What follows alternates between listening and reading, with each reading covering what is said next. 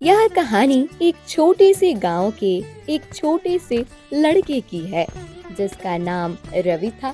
रवि का परिवार बहुत गरीब था और वह एक छोटे से गांव के बाहरी इलाके में स्थित झुग्गियों में रहता था। उसके माता पिता बहुत मेहनत करते थे, लेकिन फिर भी उनकी रोजी रोटी की तंगी कभी कम नहीं होती थी।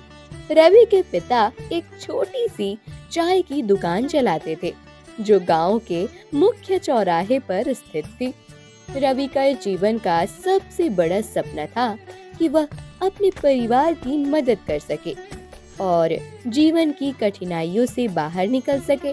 वह जानता था कि शिक्षा ही उसकी सबसे बड़ी ताकत हो सकती है, लेकिन फिर भी गरीबी और संसाधनों की कमी के कारण वह स्कूल नहीं जा पाता था। रवि का पूरा दिन चाय की दुकान पर ही बीतता था। वह अपने पिता के साथ चाय बनाने, बेचने और ग्राहकों से बात करने में मदद करता था। एक दिन गांव के लोग उसकी चाय की दुकान पर चाय पी रहे थे। तभी श्याम लाल नाम का एक व्यक्ति रवि के पिता सोहन से कहते हैं, भाई सोहन, तुम चाय में ऐसा क्या मिलाते हो जिसे हम लोग यहीं भांग कर जाते हैं? अजी वही जो चाय में पड़ता है वही है, और ज्यादा कुछ नहीं डालता हूँ। यह तो अपने आप अच्छी ही हो जाती है। लेकिन मानो या ना मानो, तुम मेहनत तो बहुत करते हो। इसी मेहनत की वजह है कि तुम्हारी चाय का स्वाद ही अलग आता है। सुबह और शाम सोहन की दुकान पर गांव के लोग इकट्ठा हो जाते थे और चाय का आनंद लेते थे। सब कुछ ठीक चल रहा है। अचानक से सोहन के जीवन में एक मोड़ आता है। रात का समय उसकी दुकान को कोई जला देता है। सुबह सोहन के परिवार में अफरा तफरी मच जाती है, लेकिन सोहन को पता नहीं लग पाता है कि किसने आग लगाई है। सभी गांव के लोग सुबह इकट्ठा होते हैं और सोहन को समझ आता है कि फिकर से कुछ नहीं होगा। वो अपनी दुकान पर फिर से बना लेगा, लेकिन सोहन के पास उतने पैसे नहीं थे कि वो दूसरी दुकान बना सके। अब दुकान बनाने के लिए उतने पैसे तो है नहीं। अब कैसे चाय बनाएंगे? अभी दुकान नहीं बनेगी तो एक छोटा सा मेज रखकर चाय उसी पर बनाएंगे और लोगों को चाय पिलाएंगे, और जब कुछ कमाई हो जाएगी तो दुकान हम फिर से बना लेंगे। ठीक है, हम ऐसा करेंगे। सोहन को रवि की ये बात काफी पसंद आती है और वे दोनों ऐसा करने के लिए तैयार हो जाते हैं। अगले दिन सुबह जब वो मेज पर चाय बना रहे थे तो देखते हैं कि गांव का सेठ उसकी बगल में बहुत बड़ी चाय की दुकान बना देता है और शहर से चाय बनाने वाला बुला लेता है, जिसकी वजह से सोहन की दुकान में बिक्री कम हो जाती है और सेठ की दुकान अच्छी होने की वजह से गांव के लोग उसके पास जाते थे और चाय का आनंद लेते थे, जिसकी वजह से सोहन की बिक्री और कम हो जाती है और उसका हौसला टूटने लगता है। लेकिन रवि हार नहीं मानता है। पिताजी, अपनी दुकान पर अब बहुत कम लोग आते हैं।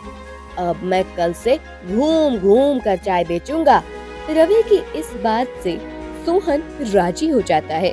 ठीक है, तुम ऐसा ही करना और मैं अपना मेज पर रखकर चाय बेचूंगा। ठीक है। उधर सेठ की दुकान पर चाय की बिक्री बहुत जोर से होने लगी थी और लोग सेठ के पास ही ज्यादा चाय पीते थे। लेकिन अगले दिन रवि घूम घूम कर चाय पिलाने लगता है और इसकी चाय का स्वाद ही अलग था।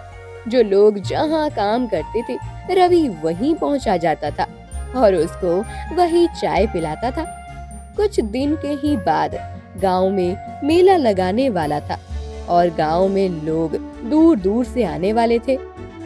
अगले हफ्ते गांव में मेला लगाने वाला है।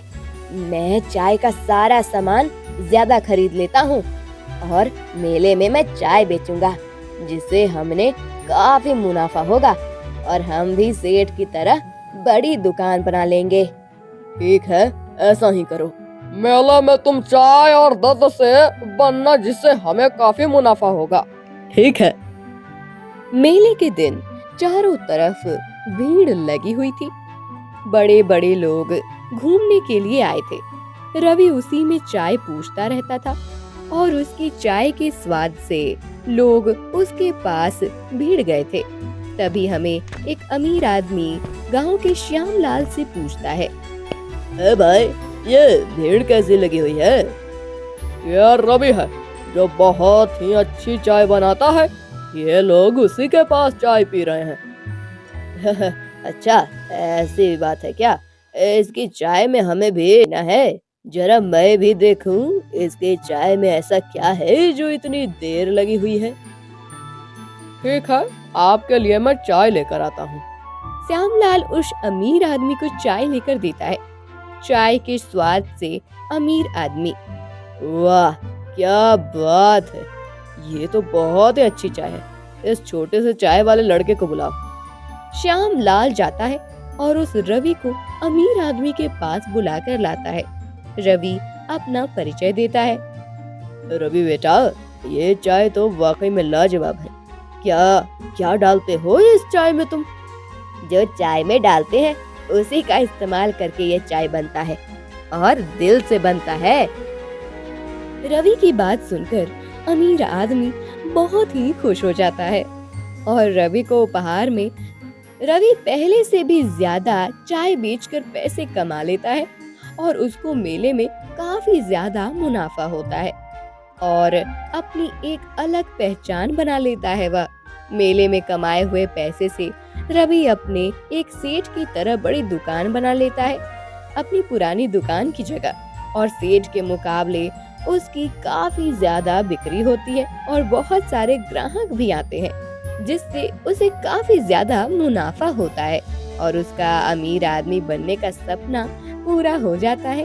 अब सोहन और रवि मिलकर चाय बेचते थे, जिससे उसका परिवार और सुखी हो गया।